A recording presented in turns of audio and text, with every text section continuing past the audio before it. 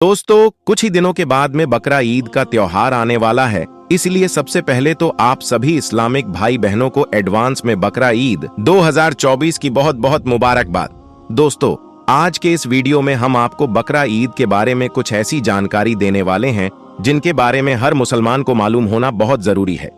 जैसे कि बकरा ईद पर किस इंसान को कुर्बानी करना जरूरी है, और यही नहीं, साथ ही हम आपको यह भी बताने वाले हैं कि हाल ही में उत्तर प्रदेश के मुख्यमंत्री योगी आदित्यनाथ ने बकरा ईद को लेकर क्या बड़ा बयान दिया है और इस बार बकरा ईद पर कौन कौन सी पाबंदियां लगाई, जिनके बारे में जानना आप सभी के लिए बहुत जरूरी है। इसलिए आज का ये वीडियो आप सभी के लिए बहुत खास है। आप इसको आखिर तक जरूर देखें और मेहरबानी करके इसे शेयर भी कर दें ताकि और भी लोगों के पास में यह वीडियो पहुंच जाए। तो चलिए दोस्तों, शुरू करते हैं। दोस्तों, बकरा ईद का त्योहार जिल हिज्जा की 10, 11 और 12 तारीख को मनाया जाता है। ईद उल अजहा के बाद यह इस्लाम का दूसरा सबसे बड़ा त्योहार है। यह त्योहार सुन्नते इब्राहिम और ईद कुर्बा के नाम से भी जाना जाता है। जिस तरह से ईद उल फितर खुशी में मनाया जाता है, उसी तरह से ईद उल अजहा हज पूरा होने की खुशी में मनाया जाता है। ईद उल अजहा के दिन सभी मुसलमान भाई सबसे पहले ईदगाह में जाते हैं, ईद की खास नमाज पढ़ते हैं। इसके बाद में वो अपने अपने घरों में जाकर अपने पाले हुए जानवरों की कुर्बानी करते हैं। याद रखें, बकरा ईद पर अल्लाह ताला की रजा के लिए कुर्बानी करना बहुत ही बड़े सवाब का काम है, और जो शख्स बकरा ईद के मौके पर अल्लाह की राह में कुर्बानी देता है तो वो बड़ा खुश नसीब होता है।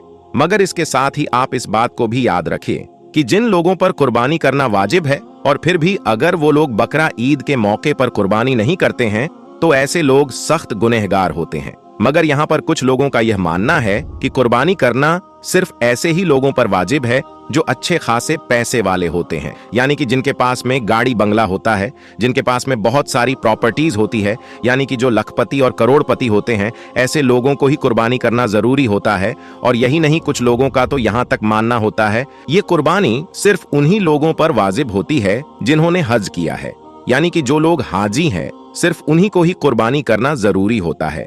मगर हम आपको बता दें कि यह सब बातें गलत और मनगढ़ंत है। इस्लाम में इन बातों का कोई भी लेना देना नहीं है। याद रखें, कुर्बानी हर उस शख्स पर वाजिब होती है जो साहिबे निसाब होता है। ऐसे शख्स पर हर साल कुर्बानी करना वाजिब होता है। उसे हर साल अपने नाम से बकरा ईद के मौके पर कुर्बानी करना जरूरी होता है। अगर ऐसा शख्स कुर्बानी नहीं करता है तो फिर वो सख्त गुनहगार होता है। दोस्तों, अब आप सोच रहे होंगे कि यह साहिबे निसाब क्या होता है, तो हम आपको बता दें कि साहिबे निसाब उसको कहते हैं जिसके पास में 7.5 तोला सोना या फिर 52.5 तोला चांदी होती है, या फिर उसकी कीमत की रकम कुर्बानी के दिनों में किसी के पास में मौजूद होती है, तो वो साहिबे निसाब होता है। और फिर ऐसे शख्स पर कुर्बानी करना वाजिब हो जाता है, यानी कि फिर ऐसे शख्स के लिए कुर्बानी करना जरूरी हो जाता है। इसका मतलब ये है कि कुर्बानी करना सिर्फ उन्हीं लोगों वाजिब है, यानी कि सिर्फ उन्हीं लोगों को बकरा ईद पर कुर्बानी करना जरूरी होता है जो लोग कुर्बानी करने की ताकत और माल रखते हैं। इसका मतलब यह है कि बकरा ईद पर गरीब लोगों को कुर्बानी करना जरूरी नहीं है। जिनके पास में मालो दौलत न हो तो ऐसे लोगों को पर कुर्बानी माफ है। ऐसे लोग कुर्बानी ना भी करें तो उन्हें कोई भी गुनाह नहीं होता है। मगर दोस्तों, इन सब के बावजूद आप इस बात को भी जरूर याद रखें कि जिस तरह से हम मुसलमान कुर्बानी को लेकर हर सुन्नत पर अमल करते हैं, उसी तरह से हम सबको सरकार की तरफ से बनाई गई गाइडलाइन का भी जरूर पालन करना चाहिए ताकि हम पर किसी भी तरह की कोई आफत या मुसीबत ना आने पाए। इसलिए आप सबसे ये गुजारिश है कि इस बार बकरा ईद के मौके पर सरकार की तरफ से जो भी गाइडलाइन आए, आप उसका जरूर पालन करें, यानी कि आप उसको बिल्कुल भी अनदेखा ना करें। इसका मतलब यह है कि आप बकरा ईद मनाते वक्त कोई भी ऐसी वैसी गलती न करें जो सरकार की गाइडलाइन के खिलाफ हो और जिसकी वजह से आप अपने साथ साथ आप अपने घर और परिवार को भी किसी मुसीबत में धकेल दो और फिर आपको जिंदगी भर पछतावा उठाना पड़े। आप कोई भी गलती इस बार बकरा ईद के मौके पर न करें। दोस्तों, जैसा कि आप सब लोग जानते हो कि कुर्बानी करना हजरत इब्राहिम अलैहिस्सलाम की सुन्नत है जिसको अल्लाह ताला ने हम मुसलमानों पर वाजिब किया है। इसलिए हर साल बकरा ईद के मौके पर हर मुसलमान कुर्बानी करना चाहता है।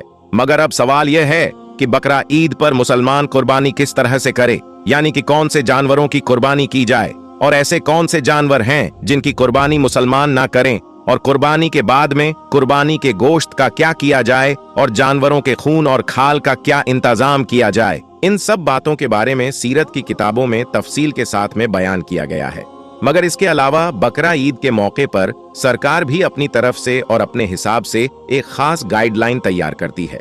अब आप सभी को मालूम है कि बकरा ईद का त्योहार करीब आ चुका है, इसलिए हाल ही में बकरा ईद को लेकर उत्तर प्रदेश के मुख्यमंत्री योगी आदित्यनाथ का भी एक बहुत बड़ा बयान सामने आया है, जिसके बारे में जानना आप सभी के लिए बहुत जरूरी है। इसलिए आप इस वीडियो को जरा भी स्किप मत करना, आप इसको आखिर तक गौर से जरूर देखना।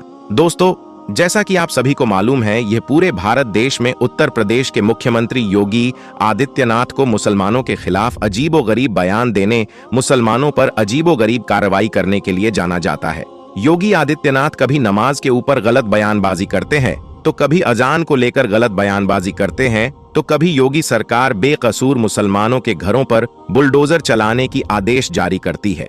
इसी वजह से यूपी में योगी सरकार के बनने से लेकर अब तक जितनी भी बार बकरा ईद का त्योहार आया है, हर बार बकरा ईद के मौके पर कुर्बानी को लेकर एक संशय सा बना रहता है। यानी कि हर बार यही संशय बना रहता है कि पता नहीं इस बार योगी सरकार क्या आदेश जारी करेगी, पता नहीं कौन सी अजीबोगरीब गाइडलाइंस जारी करेगी, क्योंकि बकरा ईद के मौके पर हर बार योगी आदित्यनाथ के तरह तरह के अजीबोगरीब बयान सामने आते रहते हैं। दोस्तों, योगी सरकार ने इस बार यानी कि बकरा ईद 2024 पर जो बड़ा बयान दिया है, उनमें से जो सबसे पहला और सबसे बड़ा बयान दिया है वो है गोवंश को लेकर। यानी कि इस बार योगी सरकार ने गोवंश की कुर्बानी को रोकने के लिए अपने आला अधिकारियों को सख्त निर्देश दिए हैं, यानी कि खास पाबंदियां लगाई हैं। इसके लिए योगी सरकार ने अपने आला अधिकारियों को सख्त निर्देश दिए हैं कि वो इस बात का सख्ती के साथ में पालन करवाए, क्योंकि आप सभी को मालूम है कि गाय के साथ में हिंदू भाइयों की आस्था जुड़ी हुई है। हिंदू भाई बहन गाय को अपनी माता मानते हैं और उसकी पूजा करते हैं। इसी वजह से इस बार योगी सरकार ने गाय की कुर्बानी को रोकने के लिए खास पाबंदियां लगाई हैं। इसलिए दोस्तों, आप सबसे ये गुजारिश है कि इस बार यानी कि बकरा ईद 2024 के मौके पर आप यह गलती भूलकर भी कभी मत करना। इस बार बकरा ईद के मौके पर आप किसी भी ऐसे वैसे जानवर की कुर्बानी करने की कोशिश मत करना जिस पर भारत सरकार की तरफ से रोक लगाई गई हो। यानी कि आप किसी भी ऐसे जानवर की कुर्बानी करने की कोशिश मत करना जिसके साथ में करोड़ों हिंदू भाइयों की आस्था जुड़ी हुई है। अगर आप बकरा ईद के मौके पर यह गलती करोगे तो याद रखना, आप अपने साथ साथ फिर अपने घर परिवार और कौम के लिए भी परेशानी का सबक बन सकते हो। इसके अलावा योगी सरकार ने खुले में कुर्बानी करने पर भी रोक लगाई है और साथ ही योगी सरकार ने अपने आला अधिकारियों के लिए यह भी फरमान जारी किया है, इस बार बकरा ईद के मौके पर कोई भी मुसलमान नदी नालों में कुर्बानी के जानवर का खून बाहर नहीं बहाए। यानी कि इस बार नदी नालों में कुर्बानी का खून बहाने पर भी रोक लगाई गई है। याद रखें, इस बारे में तो हदीसे पाक में भी कहीं मर्तबा जिक्र आया है कि कुर्बानी के मौके पर आप कोई भी ऐसा वैसा काम न करे जिससे दूसरे धर्म के लोगों को परेशानी होती हो। यानी कि कुर्बानी के जानवर के खून को ऐसे ही नदी नालों और रास्तों पर बहाने का हुक्म नहीं दिया गया है। इसलिए इस बार आप यह भी गलती भी ना करें, कुर्बानी के जानवर के खून को आप वहीं पर एक गड्ढा खोदकर उसमें दफन कर दें। इसके अलावा योगी सरकार ने अपना तीसरा फरमान यह जारी किया है कि इस बार बकरा ईद के मौके पर कोई भी मुसलमान खुले में यानी कि पब्लिक प्लेस में कुर्बानी ना करे। यानी कि इस बार खुले में कुर्बानी करने पर भी पूरी तरह से रोक लगाई गई है और यही नहीं, साथ ही सामूहिक कुर्बानी करने पर भी रोक लगाई गई है। इसका मतलब यह है कि इस बार आप भीड़ लगाकर भी कुर्बानी ना करें। मतलब कि दोस्तों, बकरा ईद के मौके पर कुछ लोग मिलकर और भीड़ लगाकर जो बड़े जानवरों की कुर्बानी करते थे, इस बार योगी सरकार ने इस पर पूरी तरह से रोक लगा दी है। इस बार योगी सरकार ने यह साफ कर दिया है कि बकरा ईद पर जिस किसी को भी कुर्बानी करनी हो वो अपने अपने घरों में रहकर ही कुर्बानी करे, यानी कि भीड़ लगाकर सामूहिक कुर्बानी न करें। इसके अलावा योगी सरकार ने अपना अगला फरमान यह जारी किया है कि इस बार बकरा ईद के मौके पर कोई भी झूठी अफवाह न फैलाने पाए। इसके लिए योगी सरकार ने अपने आला अधिकारियों को इसका पालन करवाने के निर्देश दिए हैं। इसके अलावा योगी सरकार ने यह भी कहा है कि जो लोग कुर्बानी के जानवर की फोटो या वीडियो सोशल मीडिया पर अपलोड करके माहौल खराब करने की कोशिश करती हैं, तो उन पर भी कार्रवाई की जाए। इसलिए दोस्तों, इस बार बकरा ईद के मौके पर आप यह गलती भी भूल कर न करें और कुर्बानी के जानवर की कोई भी फोटो या वीडियो सोशल मीडिया पर अपलोड करके किसी भी तरह का कोई दिखावा ना करें। याद रखें, कुर्बानी सिर्फ और सिर्फ अल्लाह की रजा के लिए की जाती है, किसी दिखावे के लिए नहीं। इसलिए आप कुर्बानी के जानवर की फोटो या वीडियो सोशल मीडिया पर अपलोड करके कुर्बानी के जानवर की बेहुरमती ना करें कुर्बानी सिर्फ और सिर्फ अल्लाह की रजा के लिए और पूरे इखलास के साथ करें। तो दोस्तों, इस बार यानी कि बकरा ईद 2024 पर आप यह गलतियां भूल कर भी ना करें। आप इन बातों का जरूर पालन करें और आप सबसे ये गुजारिश है कि आप इस वीडियो को लाइक करें या न करें, मगर अपने दोस्तों के साथ ज्यादा से ज्यादा शेयर जरूर करें ताकि बकरा ईद से पहले यह वीडियो और भी लोगों के पास में पहुंच जाए। और अगर आप लोग हमारे चैनल पर नए आए हैं तो चैनल को सब्सक्राइब करके बेल आइकन पर क्लिक जरूर करें। मिलेंगे एक नई वीडियो के साथ, तब तक के लिए अल्लाह हाफिज।